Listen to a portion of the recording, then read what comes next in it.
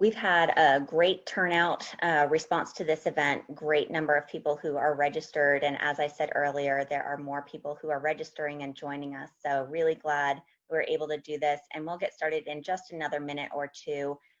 Again, for those of you that I haven't had a chance to say hello to before this, I'm Lisa Rodacher. I'm the Assistant Dean for Admissions. We're really glad that you could join us here today. We've had some great questions sent in advance, and we'll do our best to work through those, as well as some things that I know our students wanted to share just from their own experiences and thoughts. If there are questions that we don't get to just because of the number of people, know that I will be following up, or I'll put you in touch with the right person to follow up on your questions, whether that's something that was sent in beforehand, or if you want to utilize the chat. There's a chat feature on the side. I'd ask that you chat those to me directly. I'm going to be managing the chat. Hey, Tommy, it's great to see you. I will be managing the chat, and I'll try to direct the question in the right manner. And if I can't, again, get it answered for you during this hour, either Rachel Hubbard, Rachel, can you give a wave? Rachel, our fantastic assistant director, or I will be following up with you directly. So it looks like we have a number of people who have just joined on. And I think I will stop now and turn it over to Roy. Again, if you all have questions, feel free to chat them to me, and I will try to get them into the conversation that Roy will be moderating from here on out. All right, thank you. Hi, everyone. Thanks for joining us. We appreciate you giving us some of your time, and hopefully we'll be able to answer some of your questions about student life and about living here in Lexington. So I'm going to moderate, but I'm joined by just going across maybe how they appear on your screen. Morgan Richter, Rutha Trividi, Joanna Thomas, and Tomi Akamola. And so the four of them plus I will go through some of our experiences and discuss with you. In your email about this session, we did a little bit of we posted bios with a little bit of background information. So we won't specifically go into what we're involved with unless it's part of one of our answers, but you can certainly get more information about what we've done there. So I really just want to open up by asking each of the panelists, what is it like for you to balance both the academic pressures of law school, but also your life outside of those academics? And if I can start with Morgan, and then everyone else can feel free to jump in, because I'm sure we all have different ways we manage and balance. So are you asking what it's like or what we do to manage that? You can answer both. Fantastic. So I will say the things that I went to have evolved over the 3 years. Whenever I was a 1L, I will say I spent probably a little too much time in the library stressing about everything. I will say the best thing I found to help out was swimming. I swam in college. So anytime I needed to relax, I would go to the pool and or take my dog on a walk. He only has 3 legs, so he doesn't walk far. So it was a nice enough break to like go to the street corner, come back. He was exhausted. I got to go back to work. It was a win-win for everyone. I'll say it's pretty much just a learning curve. Getting into it, it's going to take a lot of time at the start. Reading just one case, you'll probably do it 4 or 5 times. And just making sure you're not getting aggravated at that. It happens with everyone. And it's just a learning process. So just taking the time to actually learn how to read the cases, it will get easier as you go. And then things will become less stressful. And we can keep going through the other panelists. I just was going to start with Morgan, but whoever wants to jump in next can feel free to. I'll jump in. I will say as a 1L, at least for me, I was like, wow, I've never had to do this much reading, this much work, these many classes. So it's intimidating at first. I would say the school has a lot of built-in mechanisms so that you end up meshing the social and academic pieces together. So for example, you're gonna have a section. I had a section, there was maybe like 15 people. And we would form study groups and we would go to events together on the weekends. So I think you can mesh the social and academic pieces together. I found that it's really helpful studying with people in your classes and things of that nature. And it's a great way to just start off making friends, just starting off with the people in your set. So I would agree with everything Morgan and Tommy were saying. I think it's really specific to each person, and is a lot of trial and error, but I think something that's really key is just using your time efficiently. And so if you're going to set aside a few hours for studying, finding like that place in the library or at your home that works for you and really like zoning in during that time. And then if you're going to take a break, really set the books aside and let your mind just relax. And there are something I found that was really helpful where there are different little workout studios that are opening up downtown. So there's this place called Center of Gravity, which has yoga classes, and that's just like a very calming activity. Or there's a spin studio, and even like the W&L third year housing complex has little places where you can go and do some type of little workout with your friends, and that can be good. And then there's just a lot of school sponsored events, which are nice to go to with people in your small section at the beginning of the year. But really just using your time efficiently and just seeing what works at the beginning of the year, I would say. Yeah, I totally agree with what everyone has said.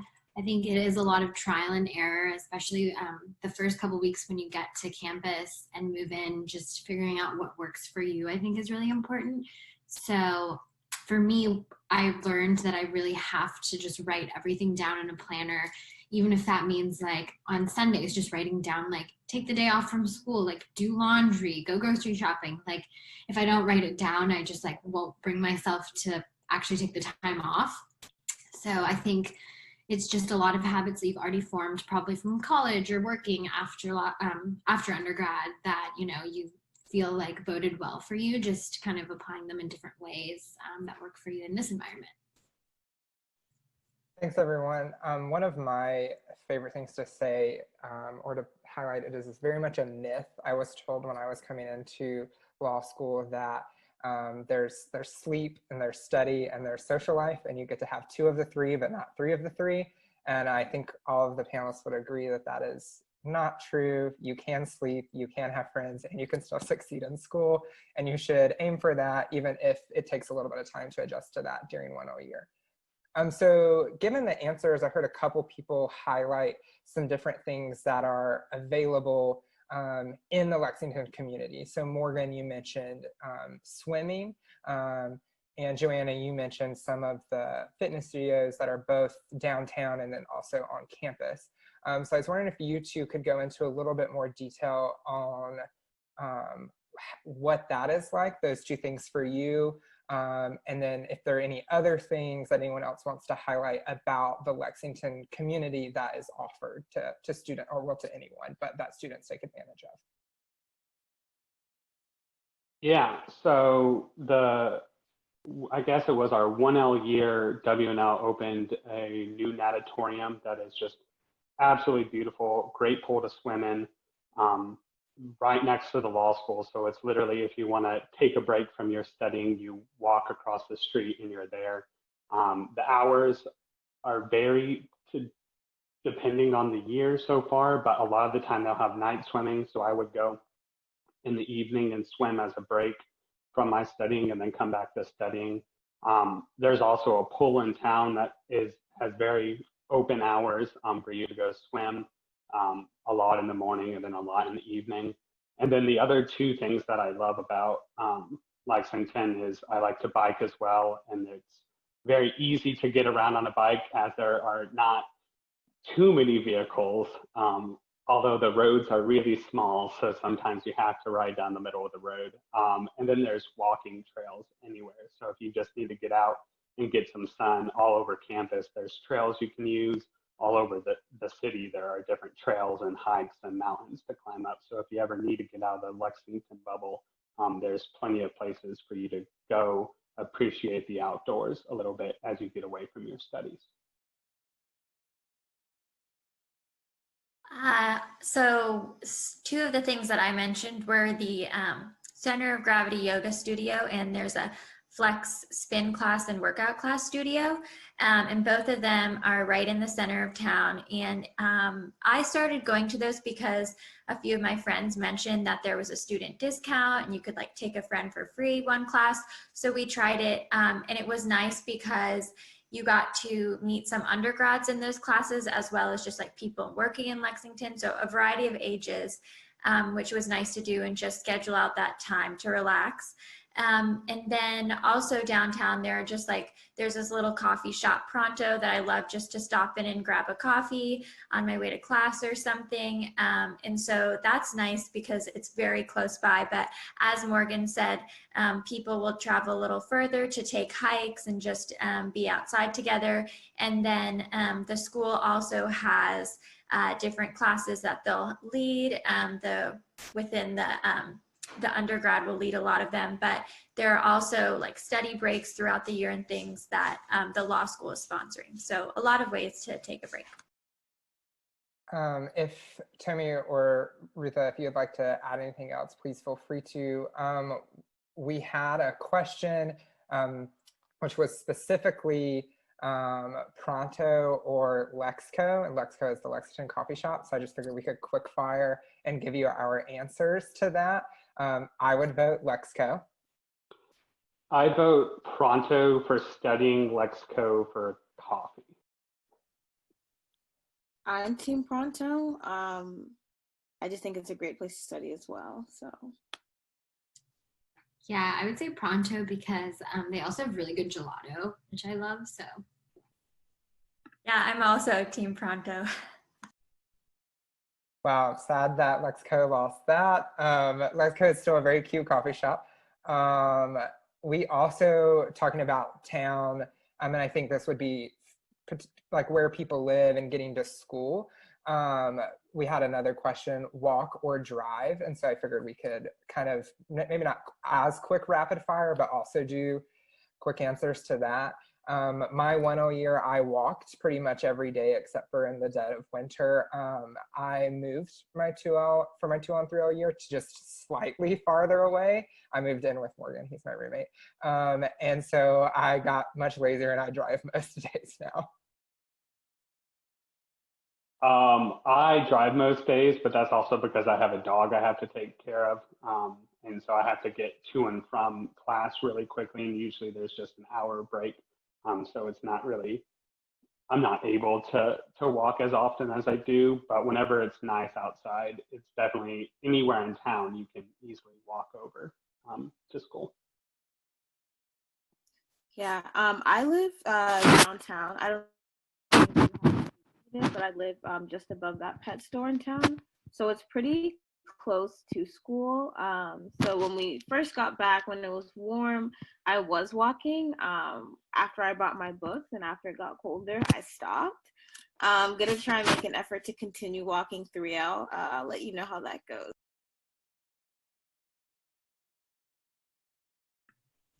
I drive to school. I live probably like 6 minutes driving outside of like downtown Lexington, so I drive every day. I also drive just because, so I live on Borden Road, which is right across sort of from the soccer fields, but it's a long hill that I would have to walk up. So with my books and such, I just find it easier to drive. But on days where there's like flag football or something and I'm not carrying a lot, sometimes I'll just walk to the school.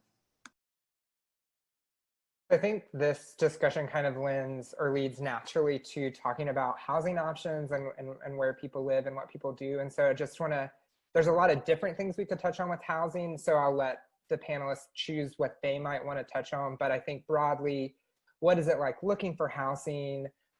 What kind of options are available? And how did you go about that process? If we kind of hit some of those points. So all 3 years I've lived in a house with, my first year I lived with another roommate that was a 1L. We just kind of met up on the Facebook page and decided to room together. It was a great year. I have, once again, and I'm going to probably keep saying this, I have a dog, so I had to have a fenced-in area, which is a little actually harder to find in town, I've found. And then my second year, I had a couple of good friends who we all wanted to live together. So we spent a little time searching for different places. And luckily, a lot of the residents here love to rent to law students instead of the undergrad students. So I never found it difficult to find good housing as a law student. Yeah, so my first year, I did not live in town. I lived a little bit further. If you've been around the area, you know there's a Walmart, and there are some townhomes over there. So I lived there, which is about 3 miles from campus, but it did feel further than that sometimes because I was driving. So 2L, I moved closer to town, right above that pet store. Me and my friend, we just decided we want to be roommates. And we talked to some 3Ls and they're like, hey, do you want to come look at our place? And we are just like, sure. So we looked at her place, we loved it, and that was that. So I would say as an incoming 1L, I think your best resource would be a lot of those Facebook pages. You have a lot of 3Ls that are trying to move out now. So that would be a great place to start. And then there's also some realtor agencies in town that I've heard good things from, but I would definitely start just by asking around with some 3Ls. So I actually live where Tomi lived last year. And I agree, it sometimes feels a little further, but I like it because I think the little drive is a nice like decompressing period at the beginning and end of my day. And I think I mainly just relied on the Facebook page. That was really helpful for housing. And then if you are able to and you live close enough, like I'm from Nova, so I just drove down once with my parents over the summer and set up like a bunch of tours all to do in like one day and just knocked it all out. So if that's an option, I would definitely do that. But I think the Facebook page is really reliable.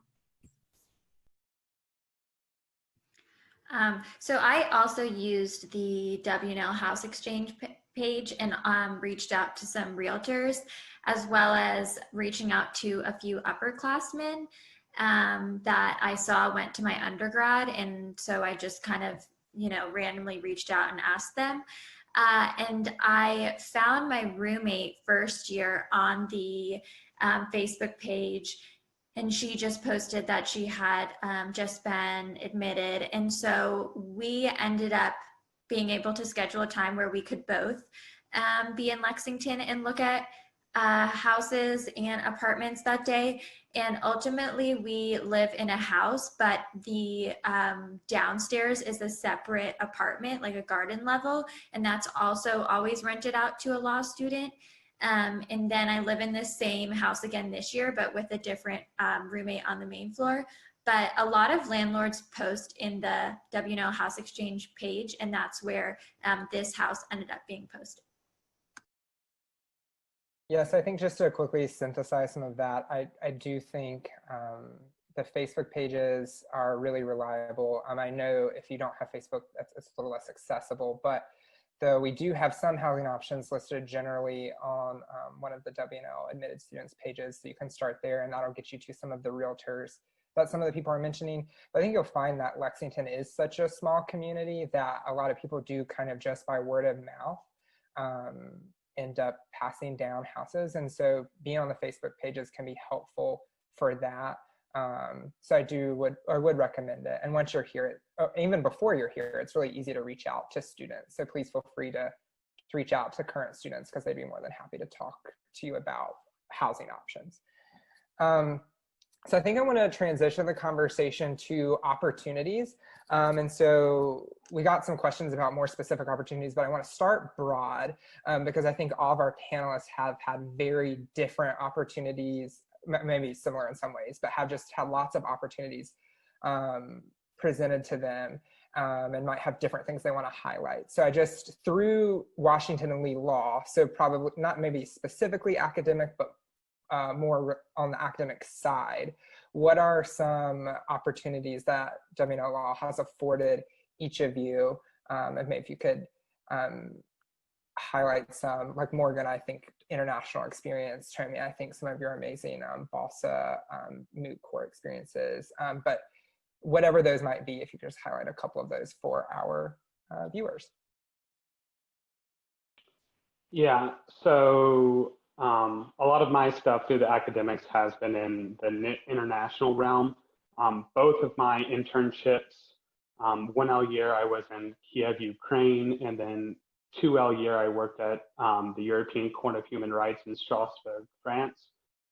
Both of those came from my relationships with different professors, which is very easy to develop at the law school. I didn't have, well, I had one of those professors before I got the internship, but I merely just sent all the international professors email being like, hey, I know I want to do international law. I know I want to do an international internship. Can I meet with you and talk with you?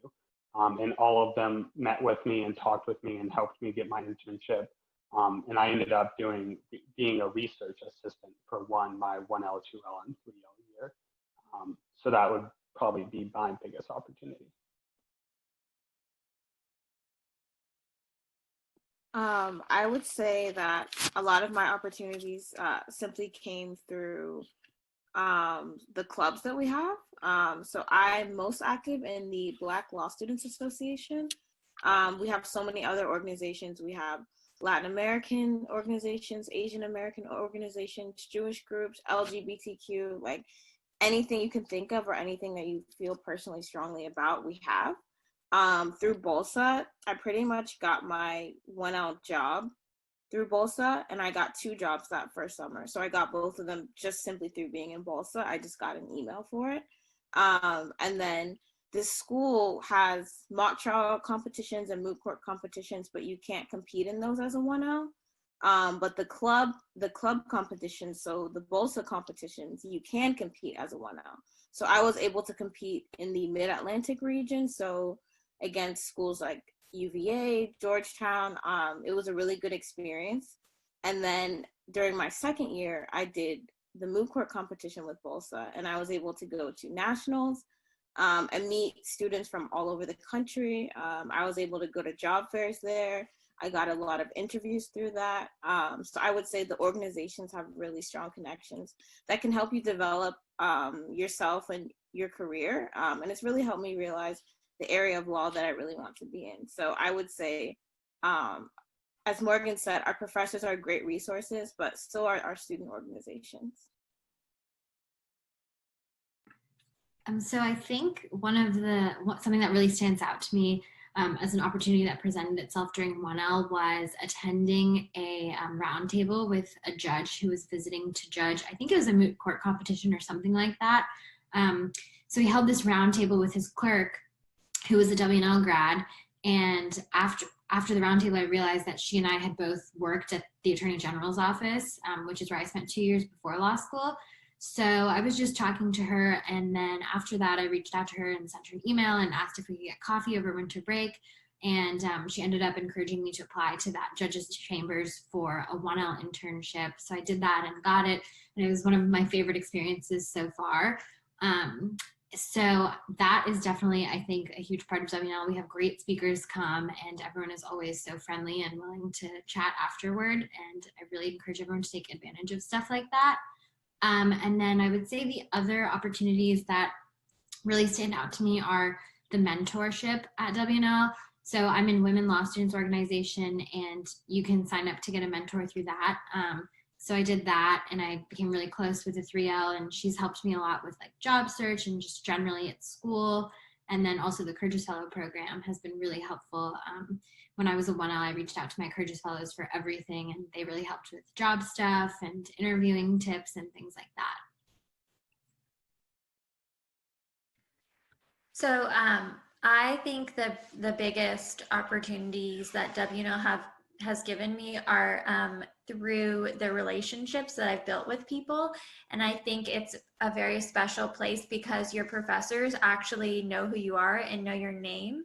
And I think originally I wasn't quite sure how to approach some professors, but for research and legal writing, those are classes that you will only have with your small section normally. So the first person I really started talking to was my research professor, and he was just like so welcoming and so kind. And ultimately now I research with him as an assistant, and he was very encouraging throughout my whole job exploration process. And then also, as Rutha mentioned, the Curtis program was really great for me, because any questions I had, I just would reach out to my Curtis fellow. And again, like having a mentor who knows who you are and knows what your interests are is just a really helpful thing. And so I think through building those relationships, I've been able to find more opportunities. And I found that a lot of things my Curtis fellow was involved in, I ended up wanting to get involved in, because I could ask her so many questions about it and see her experience. So that's been wonderful for me. Yeah, so I just want to echo a couple things and highlight a couple things that were said in those answers. First, Tommy mentioned various different diverse organizations we have and how those have given her opportunities. I'm a member of Outlaw, which is the LGBTQ organization, and I similarly was able to get my 2L summer job, which then turned into my full-time employment from an Outlaw, the LGBT Bar's annual conference. And it's not just our student organizations, it's the school that really supports organizations doing that. And so for both Tommy and I, the school helped provide funding for those things to make sure we had those opportunities. And then I think a bigger thing to just pull from each of those answers is you heard a lot about relationships and how those formed. And I think with the size of our community, that it is so small, it is very easy to be on a first name basis with your professors and talk about opportunities. It's very easy to be on a first name basis with your classmates and figure out what they're doing and if what they're doing can help you. And then it's very easy to get in touch with alumni as well. And so I think that's, as you heard, some of the reason why each individual student has had really interesting or cool opportunities. Because I think no matter what students we put on a panel like this, people would be able to speak to just some random opportunities that came their way during their time here. So we got another question. It was kind of like, how do people maybe build friend groups? The question is kind of, do students pursue similar areas of law? Do they hang out together, or is it more broad? Do you hang out with your section? And so I want to open that. I want to open that to the group, but I think I want to start by saying that this school is so small that I think, which is a very positive thing, I think you'll find that by the end of your orientation week, you will, if not know the name, know the faces of almost every person in your class. And so there's a lot of opportunities to meet a lot of people, but I'll present that question to the broader group on, who did you become closest with, and how does building relationships and friendships work? So I would say it definitely started off as my small group. Roy and I and two of our other roommates, we were all in the small section together. We all had carrels next to each other, so our desks were all by each other. So just that time always spent with each other, always studying with each other, really formed into some good friendships. And then I would say probably for the first part of my 1L year, that was like my main friend group. But once you start like venturing out and joining other groups and things like that, that's when you really start connecting with a lot of other people. It's just, we had 150 people in our class, and that was the second biggest class W&L has ever had, and that's not a lot of people. So as Roy said, it's really easy to get to know everyone. There's plenty of events and things where you get face-to-face time with everyone in your class. So developing a friendship or at least an acquaintance is really easy. Yeah, I would echo what Morgan said. So yes, you will be put into a section, and it's easy to just bond with those people. You have the same schedule, you're taking the same classes. But there's a lot of opportunities outside of that to make friends. As Morgan was saying, we have a lot of events. We have LSFL every Friday in the fall. You become close with your teammates, or you join different organizations. I would say with my closest friend, I'm interested in litigation. She hates litigation. The people I'm closest with, we don't really have similar interests at all. Natural friendships just kind of develop as you do the activities that you like, as you maybe go to the gym or you're involved in certain organizations. It kind of just naturally develops. So I would say your section is a good base to develop those close friendships, but there's always so many activities during the week that you're going to find new friends. And you may or may not have a lot in common, but you will find friends outside of your section for sure. Yeah, I totally agree with what everyone has said. My closest friends, 1L, were definitely people in my section. I think we just got really lucky and, just happened to get really close. But I think you find a lot of different friends through the things you become involved in. So like a lot of my friends are also just from like Women Law Students Organization. And I also think 2L, you have the opportunity to meet different friend groups who you weren't really friends with during 1L, just because you're choosing your own classes which is different than what you do 1L where your schedule is set. So that's really fun too, just branching out. But I think it's definitely through a lot of organizations, and like Joanna and I are really close, but she wants to do litigation and I don't like litigation at all. So I definitely think it's really just not even based on your interests in the law necessarily. It's like what Tommy said, it's just kind of naturally forms. Just something I would echo with what a lot of people said. It is a lot of times your small section, but also your small section is put in classes with other small sections. So I was really on the fence about joining the law school football league. I just didn't really think I would be athletic enough for that or anything. And I kind of just joined a random team because of the social aspect. I thought I'd get to meet people through that. And that was great because I met some people that ended up having classes with me but they were in other small sections.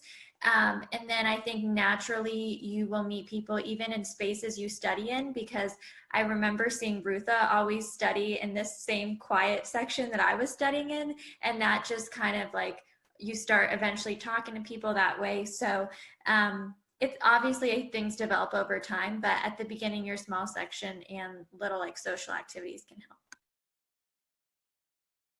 Yeah, something I want to, again, highlight from some of the comments, this wasn't really the point of that question, but just people kept mentioning all the different organizations, all the different weekly activities. I think back to, Rutha saying she went to this just judge panel that happened, which I'm sure was like a small group of students listening, and a job came from that. And so we got a question about, what would it be like to move from a very large metropolis type city, maybe New York or somewhere, and then move to a location like Lexington. And so I think there's a couple of different things to unpack there. And so maybe my panelists can talk about different elements to that. But I think the way I want to make that transition is, I think sometimes people assume there's so much going on in a big city, I'm now going to be in Lexington, will there be enough going on? And so I think there's a lot of different things we can unpack about small town versus big city, but I think let's start by addressing, is there a lot to do, and how do you fill your time? Do you feel busy as a law student? Yeah, so I came from a very small town in Texas originally, but I went to college in Baltimore, so I got the nice feel of the big city for 4 years. I would say there's always enough to do if you want to do something. Like if you're feeling like going out, there's always maybe a house party, or like people meeting up at one of the mini bars that we have here in town, or just something going on, a law school event, a law school social thing, anything on that you can pick. The nice thing the thing I enjoy about it is, because there's only a couple things going on, you can very much pick and choose what you want to do and when you can study. It never feels like it's a big enough distraction that it takes away from going to school. But I've never felt like I didn't have enough of a social life while I've been here at W&L. Yeah, so I went to undergrad in downtown Atlanta, huge city campus. It was pretty much broken up all over the city. So if you don't know where your class is, you could accidentally go into like World of Coke or something. Like, it was crazy. Completely different from being at W&L, right? But I think for me, that has had its benefits. I first saw it as a challenge, but now I see it as something that's been good for me. I feel more connected to the W&L campus, one, because it's small, you have less people, and a lot of the activities that I do are centered around people from the school or activities at the school. I think it's brought me closer to the campus. I feel more connected.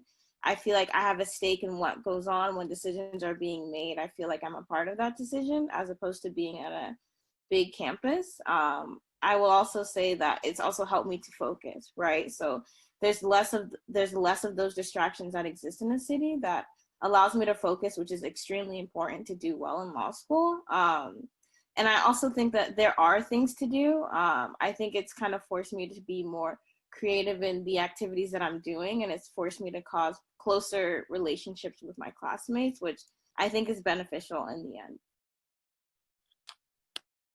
Yeah, I was actually going to say exactly what Tommy said. So I'm from Northern Virginia, probably 30 minutes outside of DC, and I went to undergrad in Richmond at VCU. So I was really nervous about coming to Lexington and living in a small town for the first time. I was really scared that there was no Starbucks and no Chipotle. I feel like those were college essentials for me. But now, like Tommy said, I appreciate Lexington so much, and I think it's like one of the best decisions I made to come to law school here, because there really aren't distractions, but at the same time, if you want to do something, there are so many opportunities to. And just like Tommy said, you kind of become more invested in your classmates and the community, which I think is kind of a beautiful thing about coming to W&L. I see it in alum, and I see it in like our current students. Like, people are just really invested in their classmates, the community, and just giving back to the school and trying to make it the best place it can be, which I just love. And I think, yeah, it gives you an opportunity to spend quality time with your classmates. And I think overall it's kind of, I think of it as, you know, when else in your life are you going to have the opportunity to just take 3 years to live in such a beautiful place, and have little distraction and, you know, just be kind of fully immersed in your community, I guess. Yeah, I agree with what everybody is saying, and there's plenty of stuff to do, whether it's academic or social. And so just during the school week, for example, there will be little like flyers put up on bulletin boards, constant notifications in different group me's or Facebook groups about like speakers coming to talk, whether it's pro bono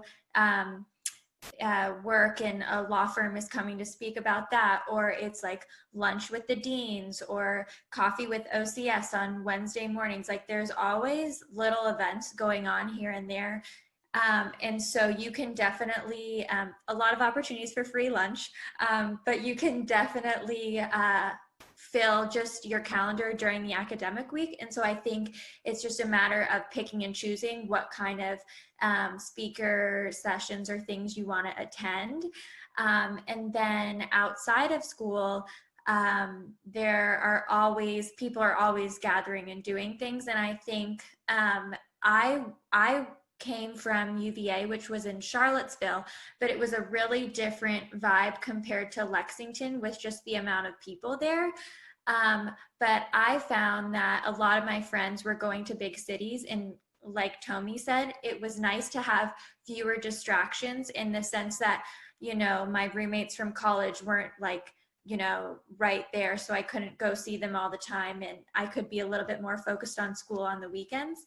But with that said, you don't have to be in Lexington every weekend. Like, if you do want to go visit friends or family, something like that, you can do that. You can drive to Charlottesville and like take the day going to Vineyards or something like that for a study break. But I've always found that there are so many things going on within the law school that it can almost be like you need to really pick what you want to do so you have time for yourself too. Thanks, everyone. I do think, to the big city to small town question, I think it's such a valid question that we get often. And I do think each of you as prospective students has to, make an individual determination if small town life is right for you, because I think that the honest reality is it's not right for everyone. But I think you just heard from our 4 panelists that there are a lot of really great advantages to it. I'll just re-highlight that you're here for law school, so it makes it a little bit easier to focus. But 2, also, and this was to Joanna's point, that you still have to pick and choose the things you're going to go to during the week, because the law school itself has so much programming. And so the things you're choosing to do are generally more career focused. And so that's kind of nice that during your academic week, you're picking and choosing which academic things you want to add to your schedule to help better you as a future lawyer. And then, as other people mentioned, there still are social things, certainly. Something that wasn't mentioned is our Student Bar Association, which is similar to student government, will have about once a month some large social function for all the law students. And so that's something a lot of law students will come to. So, hopefully that gives you a taste of how it could be different and how you can make that assessment for yourself. We got another question, and it was about diversity, and if we could speak to the diversity of the law school and how diversity may have had implications for employment. And so I think Tammy and I began to touch on that, but I think we can elaborate on that. But also to look at diversity of thought, so not just maybe the physical diversity we might see, but how much diversity of thought is there at W&L Law. And I think someone can maybe speak to some of our tenets of civil discourse that we really try to apply in our classrooms. So I'll let the panelists pick up different parts of that question. You can go ahead, Tommy. I need to ponder Roy's question there for a second. Yeah, so I think you can approach this question in different ways. So me, of course, coming to law school is just like, okay, wow, a lot of my classmates do not look like me. But that's true for most law schools across the country. So coming in at first, that was a little bit of a shock. I can tell you now that most of my closest friends at the law school still do not look like me. I think there's diversity in race, diversity in gender, diversity in sexual orientation. But there also is, like Roy said, diversity in thought. And I've bonded with people that have completely different life experiences from me. Here, I would say that the people at this school, I have found to be really kind and really just open to discussion and open to learning. So even at the school, we often had a lot of events where there would be diverse speakers that would come and they would speak on so many different topics. We had Paul Butler, a professor from Georgetown Law, to speak about prison abolition, and the room was packed. So I feel like there are a lot of opportunities to hear from speakers or people that people that look like you in the legal field will come to the school. I've met many different speakers simply from them visiting the school and develop a lot of great connections that way. And I would also say that the school does a lot to support diverse students, as Roy said, by giving funding to a lot of these organizations, giving funding for these organizations to have huge events, to allow them to travel, to allow them to go to job fairs. I think the school is really progressing in that direction, and I'm really happy to have been a part of that.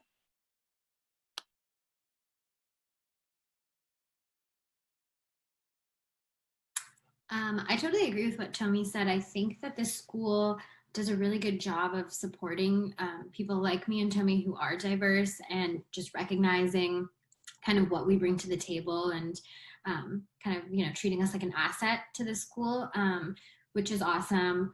I also think that everyone is really respectful. Like we mentioned earlier, people have totally different points of view, but the nature of law school is that we can talk about things and, be really civil and kind to each other. And at the end of the day, remain friends, even if we don't necessarily agree about stuff. And I think the school does provide a lot of opportunity for people who do come from diverse backgrounds. I think when it comes to the job search and things like that, it's definitely an advantage and really helpful. And career services is really great about recognizing that and helping us leverage it to the best of our ability when we're, searching for opportunities. So it's awesome. Can I just add one thing? Sorry. So the W&L is a really small school, so because of that, the administration is always really excited to hear from you. The deans will know all of you by name. And I can tell you that I've developed a really close connection with Dean Helwig, the dean of the school. And he often reaches out to me and is like, how are you feeling? Are there any things that you want me to change? We speak a lot about things that can be changed at the school. We talk about progress. We talk about a lot of those things. So I think because of the size of the school, you find that the administration is readily available and they want to make the changes that will make you feel more comfortable here. Whether you're a diverse student or not, they want to make sure that you feel comfortable here. So that's another benefit for me that I've seen here. I wanted to touch on one thing that Roy had said and then also speak on diversity. Roy mentioned Student Bar Association events. And so in my undergrad institution, not a lot of people went to school-sponsored events. So I was really skeptical when they said the law school puts on like patio party. I didn't really understand, but people really show up. Like I would say probably 70 to 60%, maybe 70% of the student body will be at the events. So they are really fun, and it can be a change for someone who wasn't used to going to those kind of events. And again, you don't have to go, but there are a lot of people there and it is a great way to meet people. And then speaking on diversity, I wanted to touch on diversity of thought because I was a policy major in undergrad, and even just being in Northern Virginia, DC area, I was really used to very heated political discussions that were often driven by emotion. And I think something that's really neat about law school is how you're taught to think in a very logical way and use reason and fact to back up what you're saying. And I found, particularly in my healthcare law class, we had a lot of really vibrant discussions where people could bring different views, but they were really trying to use logic and fact to back those up.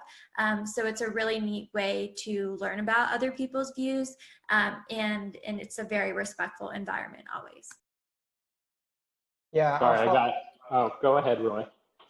I was going to say, I'll follow up with Joanna's thought there and just say that, I think a big part of law school is teaching you how to have civil discourse and how to articulate arguments. And so sometimes, although the law is not always political, sometimes that can be political, which is, I think, kind of what this question is getting at. And I will say, I think we have people at our law school that are all across the political spectrum on beliefs. And so you have to, which is interesting, especially when you're living in maybe a politicized time, we'll say. And so, you get these different perspectives, but I think you learn as a law student how, especially in this community, how to be respectful and kind when you really disagree with someone, and how to then form strong, coherent arguments to talk about those things, no matter what side of the spectrum you find yourself on. So I think that's a really good place to be.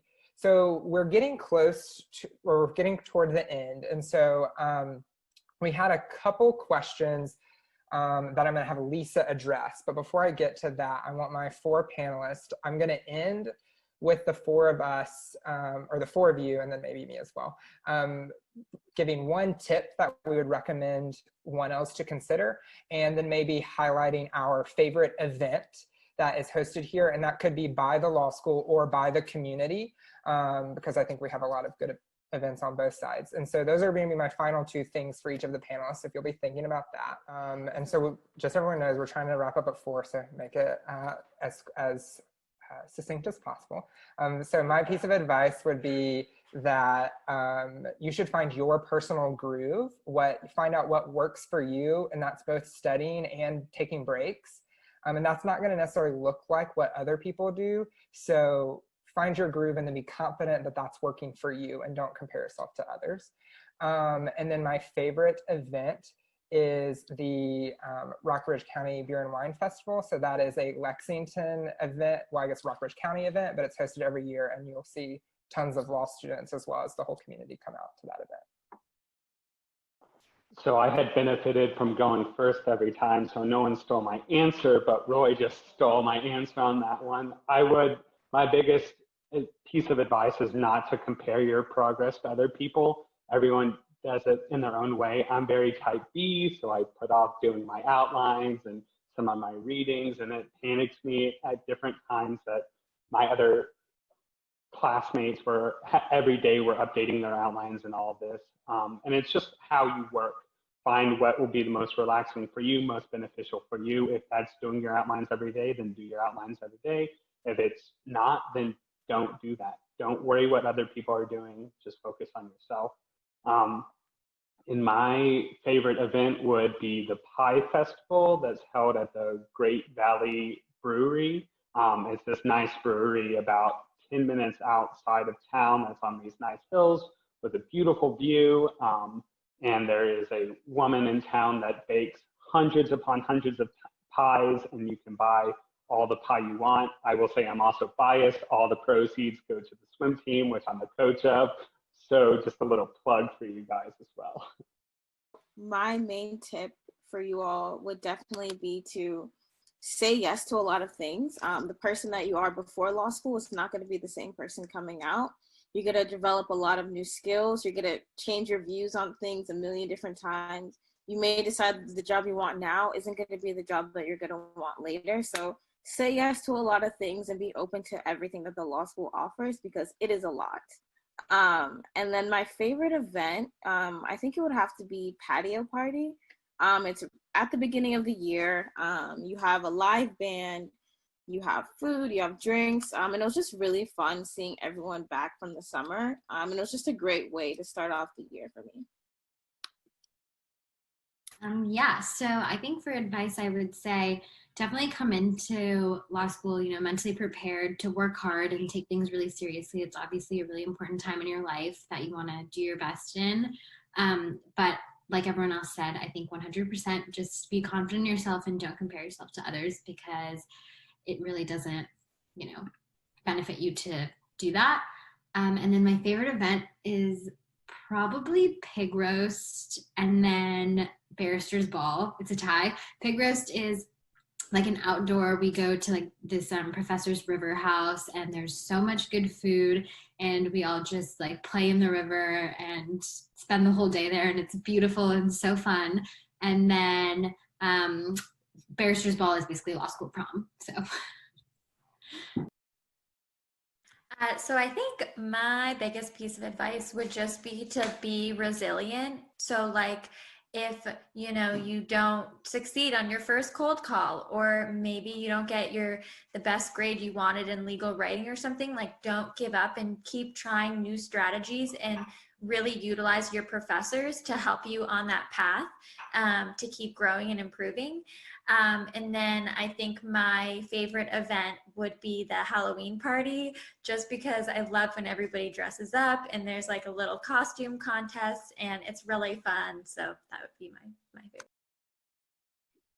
Well, I just want to say thank you to the panelists. I think you gave hopefully very informative answers, but also very honest answers that are good tips, but also some of the most unique and fun parts of our community here. So thank you for giving us your time. And I really thank all of our prospective students who came to listen. And hopefully we did answer any questions you may have had. And I'm sure we didn't get to everything, or maybe didn't actually answer like the specific thing you were looking toward. And so if that's the case, I really do just ask that you reach out to one of us or reach back out to the admissions office, because they'll be more than happy to answer the question or get you in touch with a student to talk it out with you, whatever your questions or concerns may be. Thank you, Roy. Thank you all so much for joining us here today. We really appreciate it. This is always so fun for me to be able to see you, even if it's not in person. I really appreciate the chance to get the face-to-face interaction, as it were, with you. A quick and reach out if anything else comes up. Have a great afternoon. Thank you.